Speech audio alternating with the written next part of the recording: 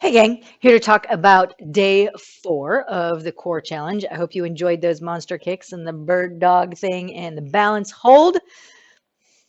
Jury's still out on that one for me. Day 4's exercises are crossbody knees, a side leg lift, and a walkout to an opposite toe touch. So this one is really about working obliques. So we're still obviously in order to work the obliques, you have to twist. So we're still working on twists, but this one also incorporates a little bit more balance. So let me adjust my camera. I apparently think I'm taller than I am, but I'm not. All right, so those cross body knees, like I can totally 20-minute workout this bad bear and just like I'm in step class and do this thing here, but that really actually is not doing anything but working my hip flexors. Look like a terrible gesture. So what I'm going to do is I'm going to keep my arms here. Now, if you need a weight or a medicine ball to help hold this posture, please go ahead and grab it. Just know that in the subsequent iterations of this, we will be using a weight. So if you want to be an overachiever right now, I will not stop you. If you want to make it harder on yourself, you know that. I don't stop you. So right here, okay?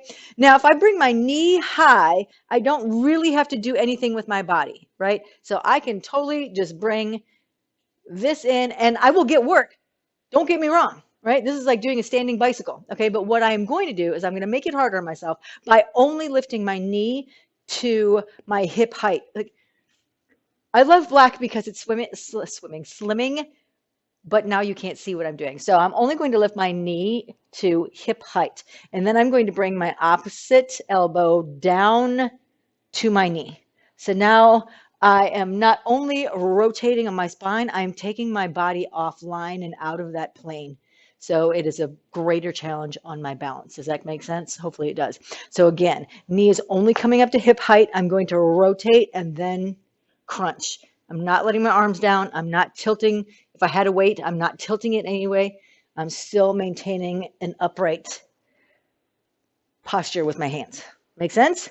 So that is your crossbody knee lift.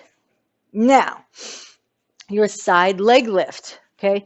If you've ever, laid down on your side and done those fun little lifts, that is what we're doing. We're just going to do it standing. If you have trouble like with hips, knees, ankles, balance, morale, whatever, definitely lay down on the ground. You can use a chair for support. That is, I'm fine, okay? What I do not want you to do, regardless of your body position, I don't want you to turn and lean with the top of the foot or lead with the top of the foot. Does that make sense? All right. I want you to lead with the heel. So I'm keeping my hips squared. Like you're not going to get to go that high. All right. It is just a teeny tiny little squeeze. Now I can squeeze straight off this line here, right? Or I can squeeze and take it back just slightly.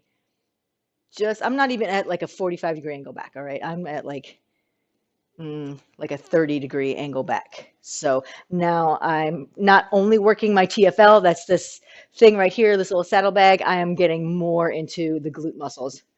Make sense? As soon as you turn your foot up, you will feel the work in the quad and the hip flexors. I don't want that. I want it on the side of the hip, here, straight up or back just slightly. Remember to keep that belly button in tight, right? On. And the last one is that walk out to the opposite toe touch. And if you cannot touch your toe or if you cannot walk out, don't even worry about it. Hang out in a plank position and push yourself from your plank to your down dog.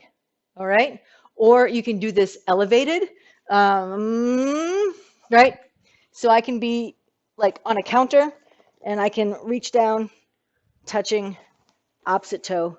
And it's a great flexibility exercise in addition to that core and stretching. So what I'm going to do, you can squat, walk it out to that plank, and then reach back, right hand to left foot, left hand to right foot, drop back into the plank. I can bend my knees and then come back up, or I can hinge over, get a good stretch on those hamstrings, and then walk it out, and then reach back and touch. Like you can live in that stretch if you want to for a little while. Straightish legs on the way back. Roll it up. Make sure your head is the last thing to come up. All right. Hopefully we are all on the same page. So remember, cross-body knee lift. Don't lift the knee above waistline. Okay. Side leg lift.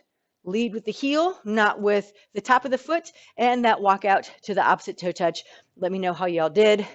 It's only 1 minute per exercise. Just 1 minute per exercise. 3 total minutes. We got this. See you later.